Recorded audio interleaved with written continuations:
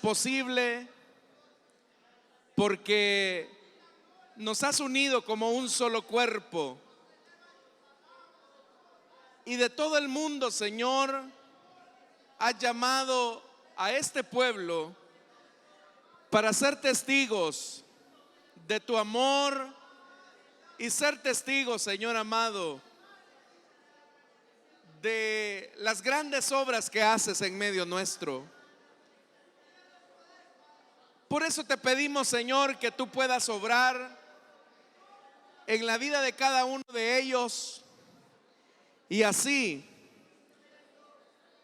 poder ser instruidos. Señor, te pedimos también, nos entregues tu palabra, nos capacites y nos instruyas para toda buena obra. Gracias, Señor, por tu amor. Gracias por tu misericordia. Háblanos esta noche, pues hemos venido a escucharte a ti. En el nombre poderoso de Jesús. Amén y amén. Vamos a abrir la Biblia, hermanos, en la segunda epístola de Juan. Segunda epístola de Juan, capítulo, es el único capítulo que tiene, es el 1. Pero vamos a leer el versículo 8.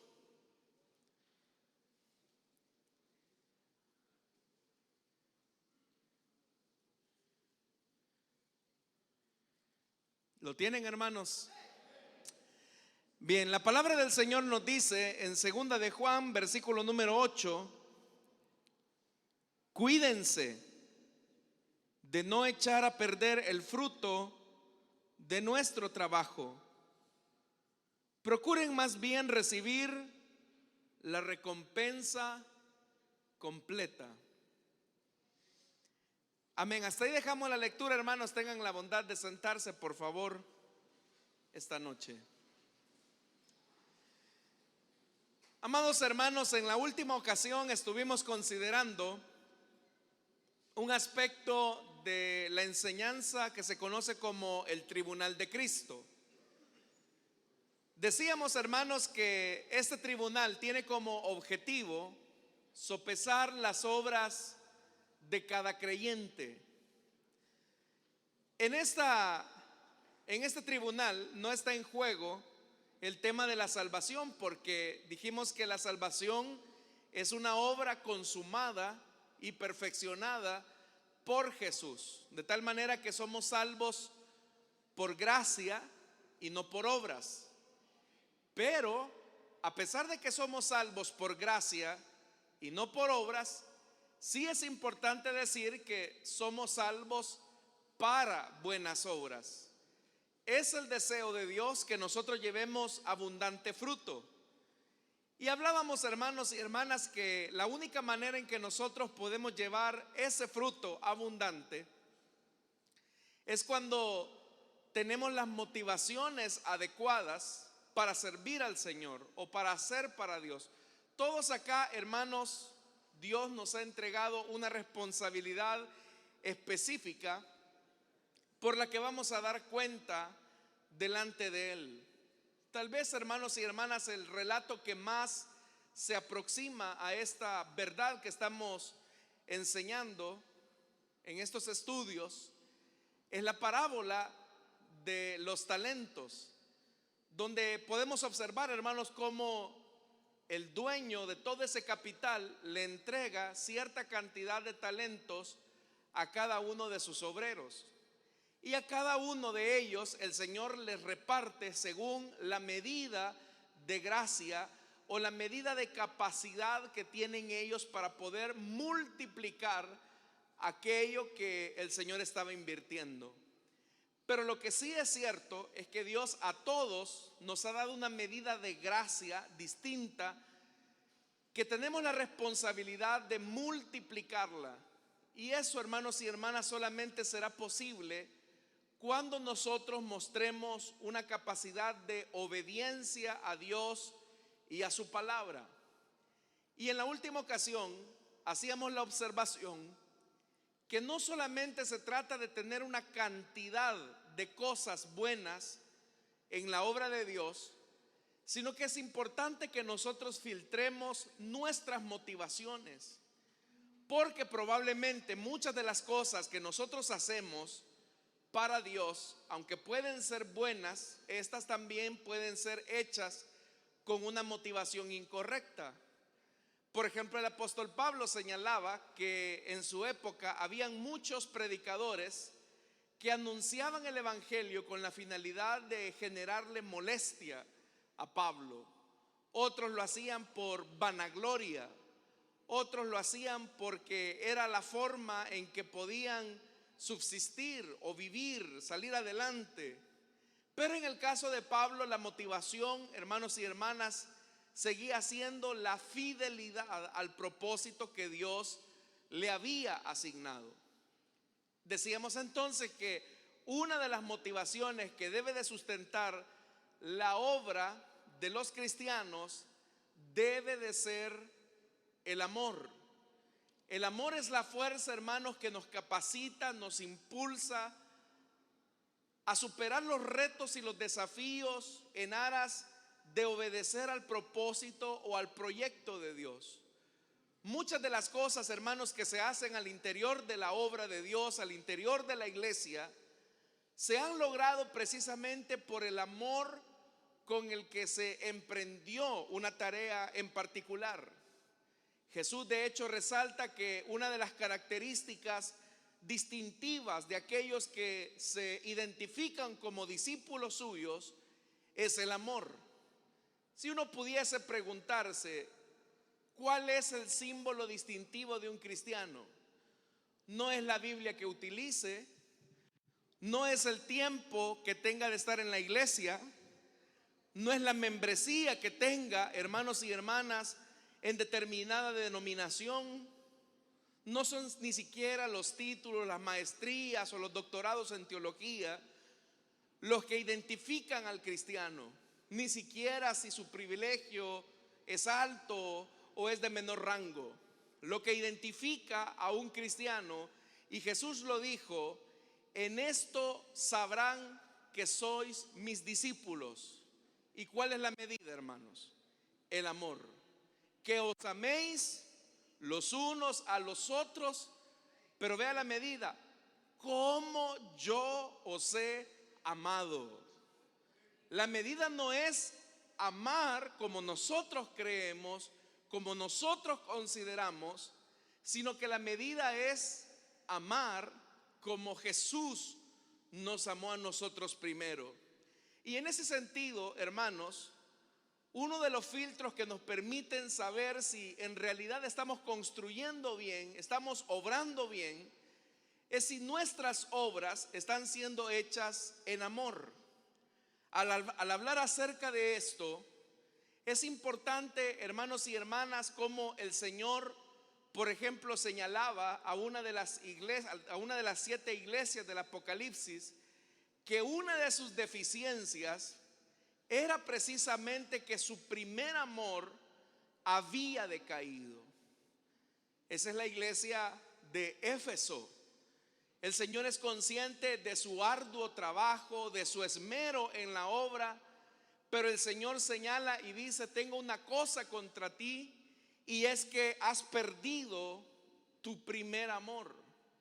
Ese amor que llevaba a la iglesia a hacer las cosas con un sentimiento profundo de gratitud hacia el Señor.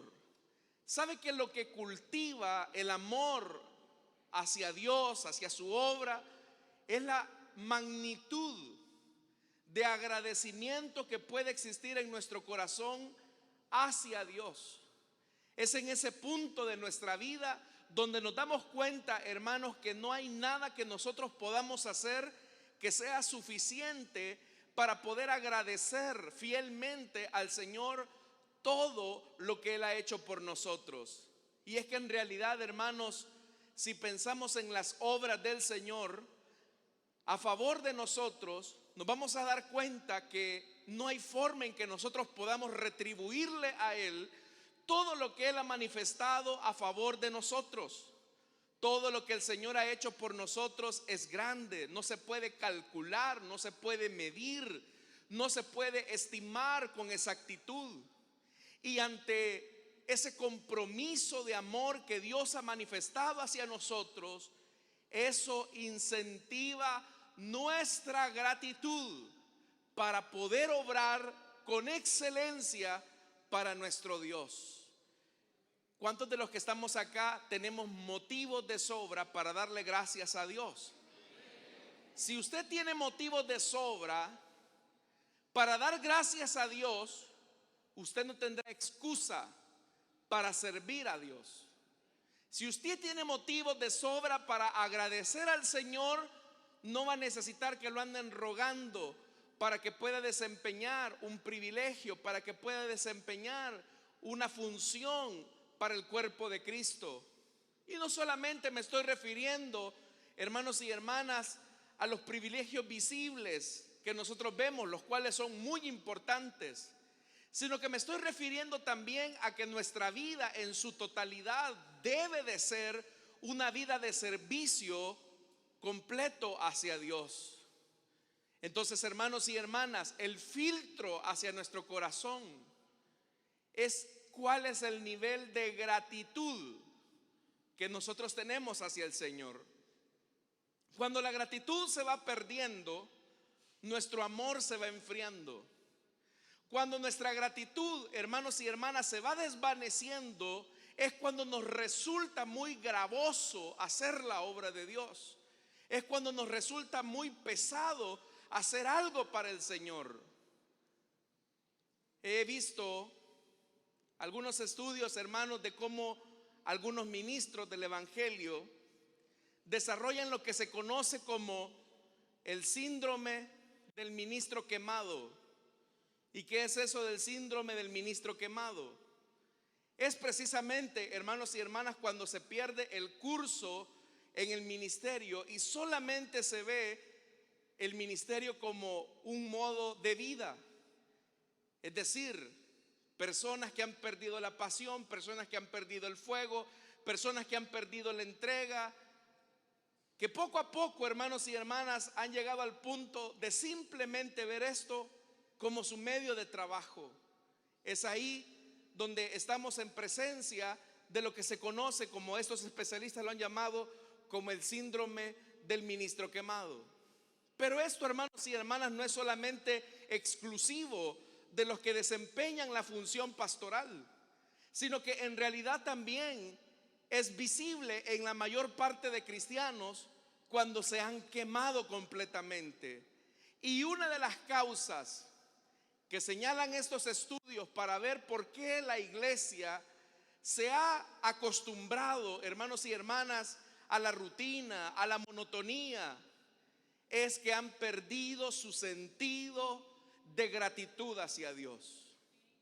Cuando nosotros, hermanos y hermanas, éramos recién convertidos, en nosotros había un espíritu de gratitud hacia el Señor muy profundo, que nos hacía constantemente buscar las formas en cómo podríamos nosotros de alguna manera manifestar nuestra acción de gracias al Señor. Por eso es que nosotros, por ejemplo, buscábamos todos los espacios para estar en comunión con los hermanos, buscábamos todas las formas para poder servir al Señor, buscábamos también, hermanos y hermanos, la manera en cómo podríamos presentar este mensaje tan sublime de salvación que es el mensaje del Evangelio. Y eso así, hermanos, que las personas hicieran cosas que cuando uno las reflexiona, cuando uno las piensa, uno simplemente llega a la conclusión que la motivación que impulsaba aquel amor era la gratitud encendida hacia el Señor. Hoy, lamentablemente, existe, hermanos y hermanas, en nuestras iglesias una tendencia de creer que lo que tenemos es porque lo merecemos. Nuestras iglesias, muchas iglesias, hablo en términos generales, han pasado de ser iglesias cristocéntricas, donde Jesús está en el centro de todo lo que hacemos, donde Jesús está en el centro de nuestra gratitud, donde Jesús está en el centro de nuestra admiración, donde Jesús debe de estar en el centro de nuestra enseñanza, ha sido desplazado por una cultura antropocéntrica, es decir, donde el hombre es el que está en medio. Y por eso es que no es extraño escuchar cosas como arrebato mi bendición, cosas como declaro bendición sobre mi vida, o cosas como demando al cielo lo que me corresponde. Y detrás de todos esos estribillos que han llevado incluso a la formulación de varios cantos que a lo mejor ustedes han entonado, lo que no nos damos cuenta es que en realidad, hermanos y hermanas, todo lo que Dios nos ha dado, todo lo que Dios nos pueda dar, es porque Jesucristo lo ganó por medio de su sacrificio en la cruz. Nada nosotros merecemos. Él nos ha revestido. Y eso debe de generar en nosotros la gratitud necesaria para devolverle a Él de por vida, en una actitud de servicio honroso por su causa. Pero le decía, ¿cuándo es que la iglesia comienza a perder la motivación principal, que es el amor? Número uno, cuando pierde su gratitud hacia Dios. Cuando nuestra gratitud no es tan intensa. Muchas veces, hermanos y hermanas, pareciera ser que para llegar a esa experiencia de manifestación de gratitud hacia Dios, como que tenemos que pasar por una experiencia de separación o de desarraigo para aprender a valorar lo que teníamos. Por ejemplo, la salud, hermanos y hermanas, es un don de Dios. La salud es una bendición de Dios.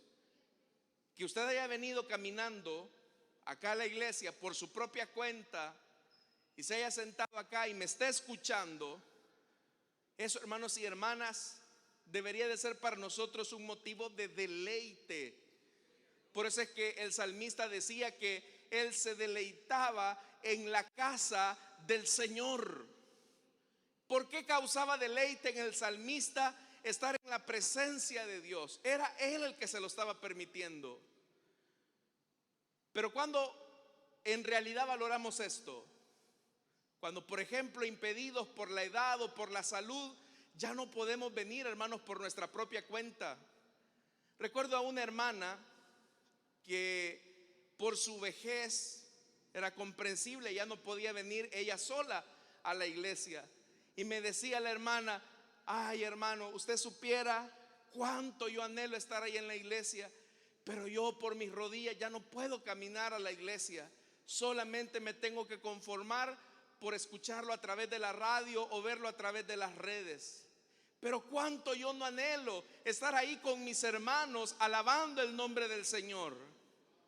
Llegar a ese punto de reflexión, hermanos y hermanas, de algo tan sencillo que para nosotros es tan fácil y tan cotidiano como el hecho de venir a la iglesia y sentarnos ahí donde estamos, para esta hermana era algo importantísimo, era algo valiosísimo. Entonces, amados hermanos, si nosotros queremos ser una iglesia fructífera, una iglesia que honre al Señor por todo lo que Él ha hecho por nosotros, debemos de regresar nuevamente a nuestra gratitud. Si usted tiene motivos para dar gracias a Dios, a usted no le va a costar alabar su nombre. Si usted tiene motivos para dar gracias a Dios, hermanos y hermanas, no pondrá excusas para servirle. Si usted tiene motivos para dar gracias a Dios, le aseguro, hermanos y hermanas, que usted va a buscar hasta las formas y las maneras en que usted pueda manifestar su gracia al Señor. No va a tener necesidad de que lo anden rogando, porque cuando comenzamos así es cuando se ha perdido la gratitud. El segundo elemento, hermanos y hermanas, que hace que el amor se vaya enfriando y de tal manera nuestras obras también ya no vayan siendo perfeccionadas para Dios, es cuando hemos perdido el sentido de admiración hacia Dios. Fíjese que esto va casi que encaminado. Perdemos la gratitud hacia Dios, inmediatamente Dios ya no nos causa tanta admiración como antes. Uno lo puede ver en cosas tan sencillas como la manifestación de los dones del Espíritu Santo en medio de la iglesia. El apóstol Pablo decía, hablando acerca de esto, que Dios está manifestando su poder y su gracia porque es un Dios vivo que está en medio de su pueblo, y por eso manifiesta con autoridad y manifestación los dones o los carismas del Espíritu. Pero eso muchas veces a nosotros ya no nos causa tanta impresión, porque comenzamos a decir, bueno, es que es lo mismo, dice, pareciera ser que no pasa de lo mismo. Y a lo mejor, hermanos, ¿no será que si quizás Dios nos está repitiendo a cada rato lo mismo es porque no entendemos? Es que Dios nos está diciendo, les tengo que volver a repetir lo mismo porque no entienden, no escuchan. El hecho también, hermanos y hermanas, de admirarnos o deleitarnos en la obra que Dios ha hecho en nosotros, que nos debe de impulsar, hermanos y hermanas, también a admirar las obras perfectas del Señor. Eso marca un antes y un después, porque el que se deleita en el Señor sabe que lo que hace, lo hace para agradarlo a Él y no a los hombres. Nuestro deleite y nuestra admiración por el Señor debe de ser precisamente ese: deleitar a nuestro Dios con lo que hacemos. No sé si se ha puesto a pensar que el Señor está rodeado de una orquesta celestial, hermanos, que exalta y bendice su nombre. Hay un coro angelical, hermanos, con bellas voces que deleitan al Señor. Pero cada vez que usted y yo nos reunimos para adorar su nombre, Él les dice a sus ángeles: stop, voy a escuchar a mis hijos. Y tal vez un poco desentonados, un poco desafinados, algunos que se adelantan también de la nota, no haga eso. Pero aún así, hermanos y hermanas, el Señor se deleita en medio de la alabanza de su pueblo, especialmente cuando esa desborda admiración a nuestro Dios. Y no solamente, amados hermanos y hermanas, en lo que hacemos para el Señor expresamos admiración o deleite, sino que también en nuestros momentos en los que pasamos con Él. Por eso es que yo le acababa de señalar el siguiente elemento, y era que cuando el amor, que es la fuerza que impulsa nuestras buenas obras hacia el Señor, se ha perdido, también ya no nos deleitamos de la misma manera en su presencia. Y es ahí, hermanos, donde comenzamos a construir, no con oro, no con plata, no con piedras preciosas como el apóstol Pablo lo señalaba, sino que con heno, con hojarasca, con materiales de segunda categoría, con madera incluso.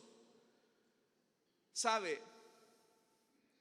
Cuando pensamos en estos materiales de construcción que el apóstol Pablo señala en la primera carta a los Corintios y que lo vimos la semana pasada, quiero que piense qué es lo que hay detrás de la motivación de una persona cuando da algo con oro, con plata, con piedras preciosas. ¿Qué es lo que hay? Lo que hay, hermanos y hermanas, son dos cosas: hay amor, hay gratitud y hay admiración. Se recuerda cuando aquella mujer pecadora se encontró con Jesús, y dice la Biblia, hermanos y hermanas, que llevaba un bote de perfume de nardo puro, y dice la Biblia que quebró aquel bote y derramó aquel perfume carísimo sobre la cabeza del maestro como un reconocimiento, un homenaje, un atributo hacia el Señor. Ese gesto que esa mujer estaba haciendo Si lo pudiésemos traducir en lo que Pablo estaba señalando allá en Corintios, le estaba ofreciendo a esa mujer su oro, sus piedras preciosas, su plata al Señor. Porque era un gesto, hermanos y hermanas, que iba a quedar en la memoria de la posteridad de la iglesia cristiana. Pero por ahí hubo uno que cuando vio esa exageración, él dijo: esto que hizo esta mujer, mejor lo hubiésemos vendido y lo hubiésemos repartido entre los pobres. Y entre paréntesis, yo soy el primero, dijo Judas. ¿Qué estaba ofreciendo Judas al Señor? Heno, hojarasca, madera. ¿Por qué? Porque para Judas, por ejemplo, y quizás al igual que los otros discípulos, como dormían con el maestro, comían con el maestro, se bañaban con el maestro, platicaban con el maestro, ya a ellos ya no les causaba admiración, gratitud. Pero aquella mujer que se sentía, hermanos y hermanas, marginada por su condición moral, ella aprovechó ese momento para expresarle la gratitud, el amor y la admiración hacia el Señor. Y por eso es que hizo esa obra de amor para su maestro.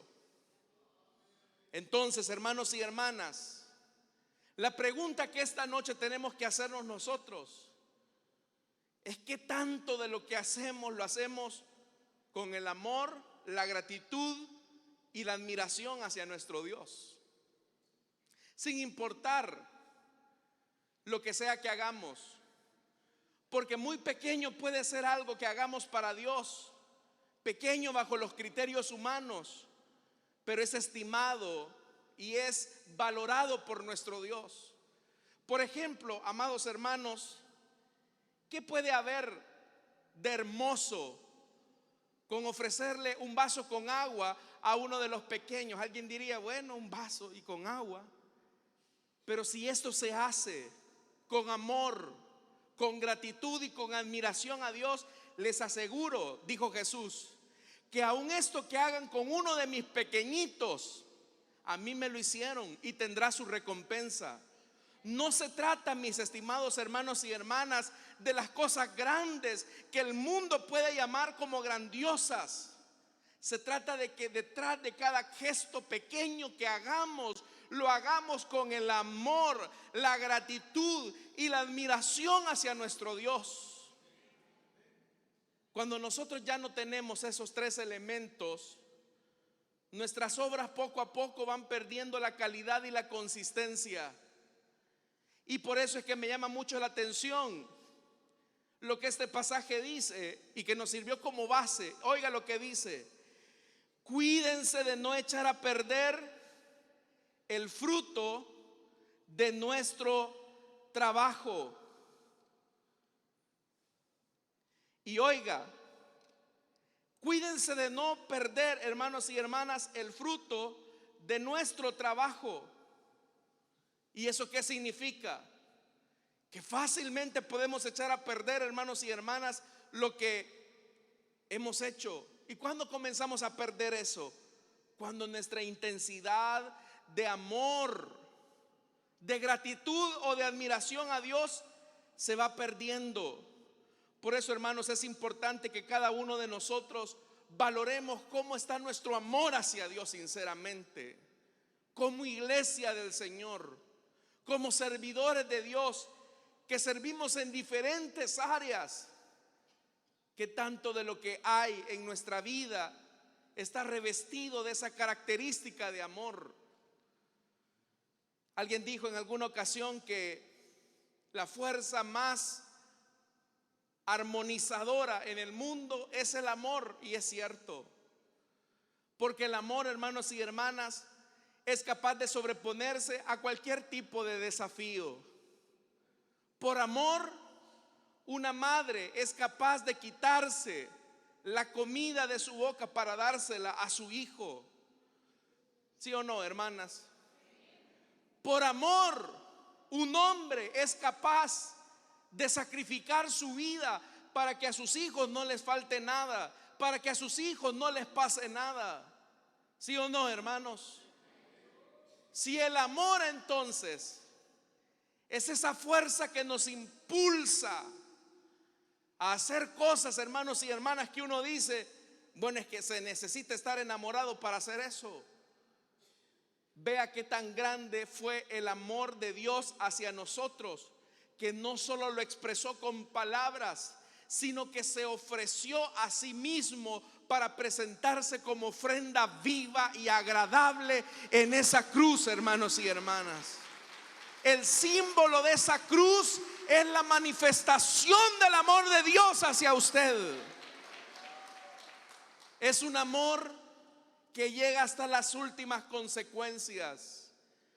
Por eso es que cuando Jesús declaró y dijo, consumado es, Él estaba terminando, hermanos y hermanas, su obra, y lo estaba haciendo precisamente porque había una convicción que impulsaba continuamente sus acciones y su obra. Un amor hacia el Padre en obediencia y un amor hacia nosotros sin condición. Por eso es que, repito nuevamente, cuando la iglesia enfatiza al hombre, cuando colocamos al hombre en la iglesia, de tal manera que no, ni modo, voy a ir a servir porque si no me va a regañar el pastor. No, ni modo, voy a atender la célula porque el supervisor está, llame, que llame y que llame. Usted está colocando al hombre en el centro de lo que usted hace. Cuando una persona, hermanos y hermanas, enfatiza al hombre en sus acciones, lo hace simplemente para que lo vean. Pero aquel que ha colocado a Jesús en el centro de su vida es aquel que entiende que lo que hace, que lo que dice, que todo lo que pueda, hermanos y hermanas, realizar, lo hace para la honra y la gloria de su nombre, porque hay una deuda de gratitud permanente hacia Jesús. Por eso yo le pregunto a usted, ¿qué tanto está su nivel de amor, de gratitud y de admiración hacia su Dios? Se recuerda cuando los discípulos venían admirados porque los enfermos eran sanados, los endemoniados eran liberados y ellos venían felices. Y Jesús los ubica nuevamente en la posición correcta y les dice, me alegra que se hayan admirado por esto, pero admírense más porque sus nombres están escritos en el libro de la vida. Porque lo que les ha permitido ver a ustedes esta manifestación de poder, esta manifestación de la gracia de Dios, es mi amor por ustedes. Piense por un momento en esto. Usted y yo somos barro. ¿Cuántos somos barro acá, hermano? Y la Biblia dice que Él ha colocado tesoros en vasos de barro. ¿Sabe cuál es el tesoro? Es la morada del Espíritu Santo en usted. Dios ha venido a vivir dentro de usted. ¿No le admira a usted eso, hermanos? Que el deseo de Dios de estar tan cerca de usted no es que se vino a vivir a la par de su casa, no es que se vino a vivir en una habitación de su hogar, es que se vino a vivir con usted, en usted. Y por eso es que Jesús dijo que Él había prometido no abandonarnos hasta el fin del mundo. Y hasta este momento el Señor ha sido fiel a esa promesa.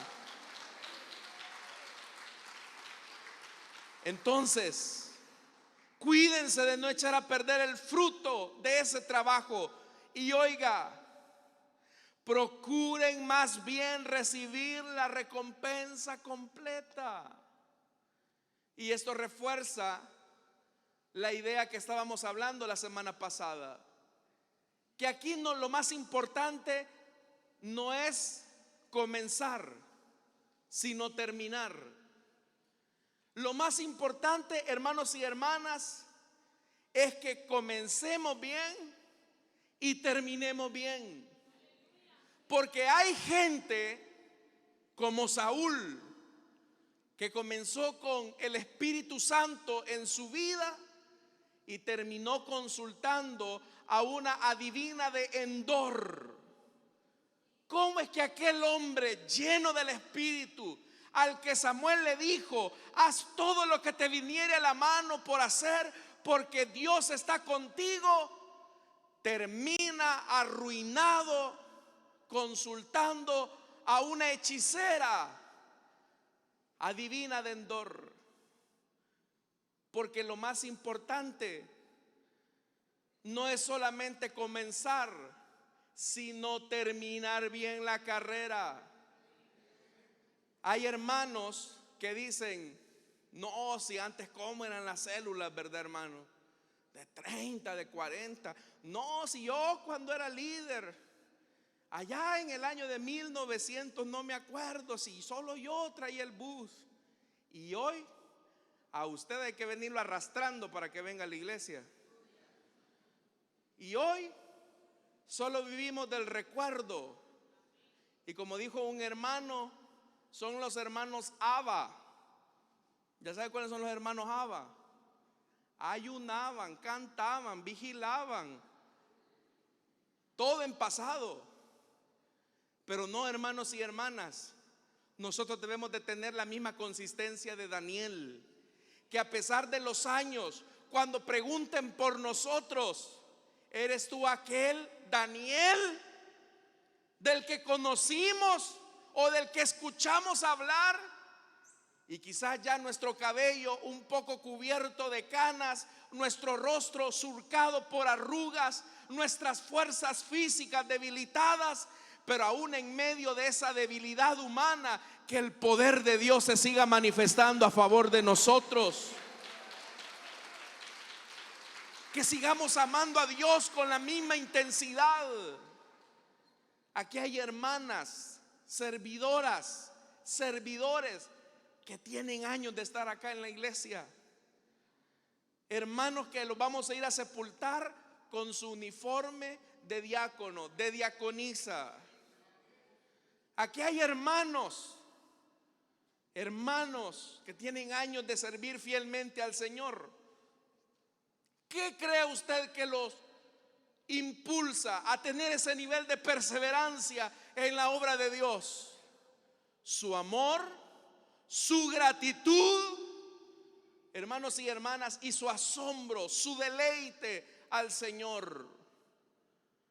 Por eso, hermanos y hermanas, no perdamos de vista esos tres elementos que tienen que estar balanceados para que nuestro amor por lo que hacemos sea nuestro combustible para continuar haciendo la obra que Dios nos ha encomendado.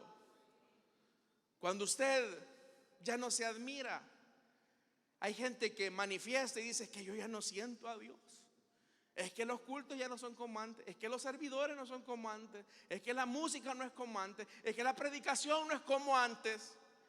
Y siempre es hacia afuera, ¿verdad? Siempre es hacia afuera. Los otros son los culpables, los otros son los que no hacen nada. Pero en realidad, hermanos y hermanas, mucho de la apatía que se vive dentro del pueblo de Dios es porque nosotros hemos dejado que nuestro amor por Dios, nuestra gratitud y nuestra admiración por Él vaya en descenso y en descenso. Hay hermanos que me dicen: hermano, mire, yo cuando no puedo dormir, a leer la Biblia me pongo. ¿Qué revelación de Dios va a recibir ahí, hermano y hermana? Para nosotros, abrir la escritura debe de ser como aquel, hermanos y hermanas, que va detrás de un tesoro escondido. Porque detrás de cada línea, detrás de cada palabra, siempre hay un mensaje directo de Dios para nosotros, hermanos y hermanas. Porque la escritura es palabra viva que cambia el corazón del hombre. Si usted dice: yo ya leí la Biblia una vez, vuelva a leerla, que Dios le va a hablar, porque es palabra viva. Yo le entendería si usted me dijera: mire, ya leí una vez Don Quijote de la Mancha y no pasó nada. Tiene razón, no va a pasar nada. Don Quijote siempre va a seguir pensando que los molinos son gigantes, y Sancho Panza tratando la manera de ubicarlo en la realidad. Eso no va a cambiar. Pero la Biblia, hermanos y hermanas, es palabra de Dios infalible. Es palabra de Dios que, como dice el Salmo, es lámpara a nuestros pies y lumbrera a nuestro camino. Y muy torpes podemos ser, hermanos y hermanas, pero no nos vamos a perder si, centrados en la palabra de Dios, seguimos el camino y la ruta que Dios nos ha hecho a cada uno de nosotros. ¿Se aburre usted de la Biblia? ¿Y por qué no la lee?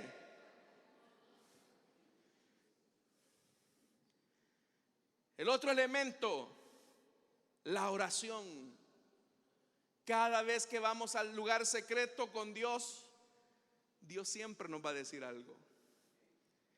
Porque la oración no es un monólogo. La oración es una conversación con nuestro Dios.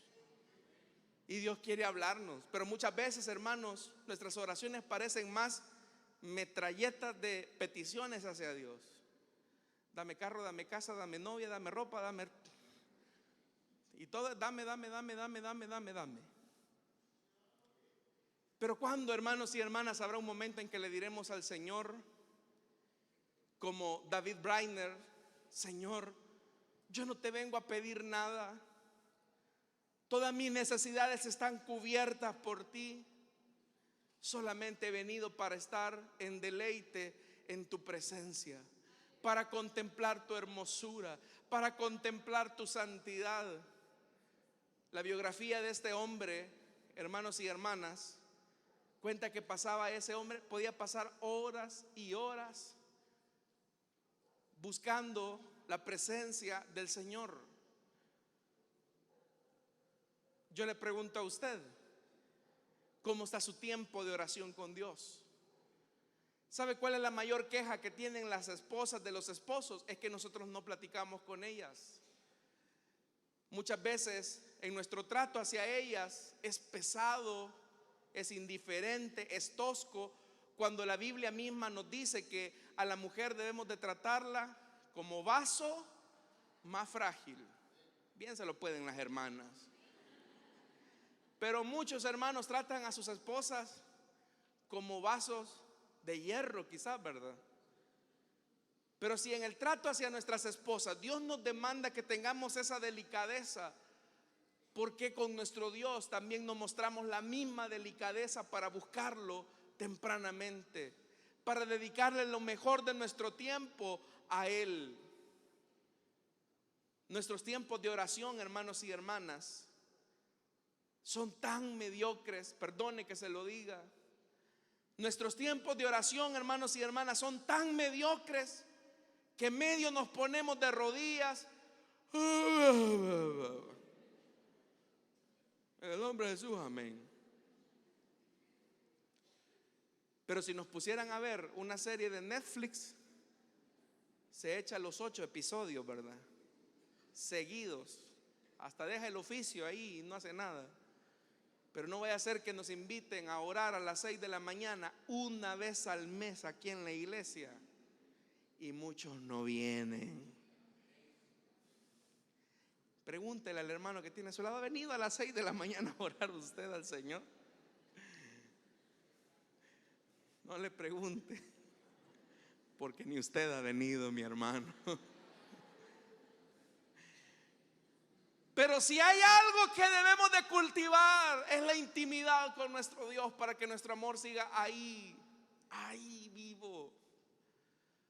Por eso, hermanos y hermanas, una de las reflexiones que veía en este pasaje era que mi iglesia no pierda su amor, su gratitud y su admiración hacia mí, para que todo lo que hagamos en la obra de Dios tenga esa consistencia de oro, de plata y de piedras preciosas, para que el Señor, cuando juzgue nuestras obras, pueda encontrar que siempre hubo en nosotros amor, gratitud y admiración hacia nuestro Dios. El que tenga oídos para oír, que oiga lo que el Señor nos ha dicho esta noche. Amén, hermanos.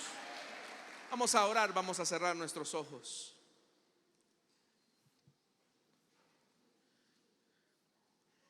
Quiero hacer una invitación rápidamente. Si hubiese alguna persona que desea entregarle su vida a Cristo o que desea reconciliarse, le invito para que en el lugar donde está se pueda poner en pie. Vamos a orar por usted.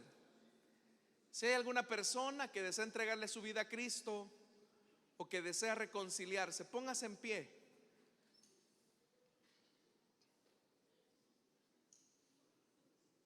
¿Habrá alguien?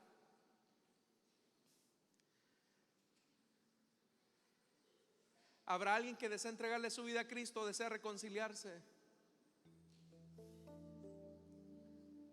Le invito para que ahí donde está se ponga en pie. Ahí habrá un hermano, una hermana que va a orar por usted. Venga, pase. Queremos orar por usted.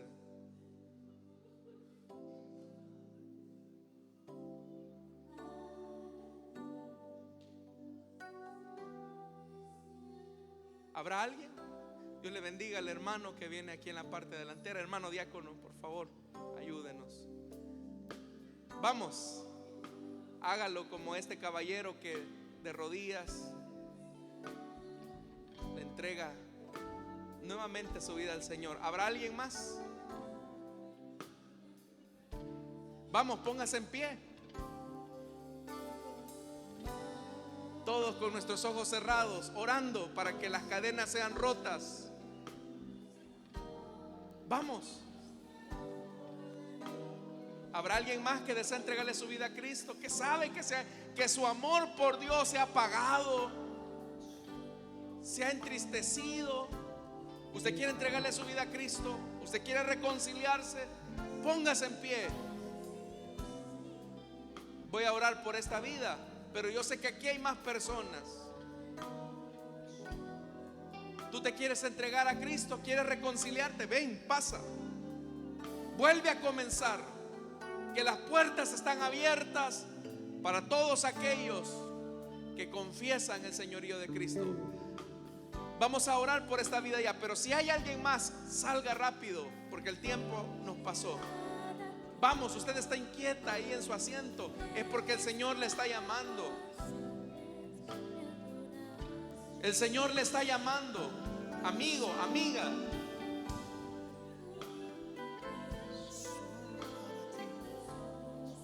¿Habrá alguien? Vamos, da este paso de fe y el Señor te limpiará tus pecados. Vamos a orar entonces, hermanos, por esta vida. Pero si en lo que estamos orando hay alguien más que desea pasar, hágalo. Padre que estás en los cielos, te damos la gracia, Señor, porque tú entregas tu palabra a tiempo. Señor del cielo, te pido en esta noche que tú perdones la vida de tu siervo, de tu hijo. Lávalo, Señor, en tu sangre preciosa, y que tu Espíritu Santo venga a morar nuevamente en él, y que a partir de este momento, Señor, pueda tener esta carrera de amor, de gratitud y de admiración hacia ti, limpia e intacta. Te pido, Señor, por tu iglesia, para que nos ayudes a amarte, para que nos ayudes a ser agradecidos contigo, y que en nosotros siempre exista la admiración hacia tu presencia, la admiración hacia tu gloria. Te lo pedimos, Señor, y te lo suplicamos en el nombre de Jesús. Amén y amén. Damos la bienvenida a nuestro hermano con un fuerte aplauso, hermanos. Gloria al Señor. Bienvenido, hermano. Hermanos, antes de orar por las ofrendas, tenemos que renovar nuestro compromiso con Dios de amarlo a Él, de ser agradecidos con Él, de admirarnos de Él. Porque seguramente en algún punto de nuestra vida nos hemos ido acomodando a la vida cristiana. Pero si queremos ver tiempos mejores para nuestra iglesia, para nuestra familia, para nuestro país, la iglesia del Señor debe de ser amante de Él. amarlo con intensidad es necesario. Así que le invito a que se ponga de pie, hermanos, y se una conmigo a esta oración y digámosle al Señor: Padre que estás en los cielos, Señor, queremos amarte más. Queremos amarte más como iglesia. Queremos amarte más como familia. Queremos amarte más, Señor.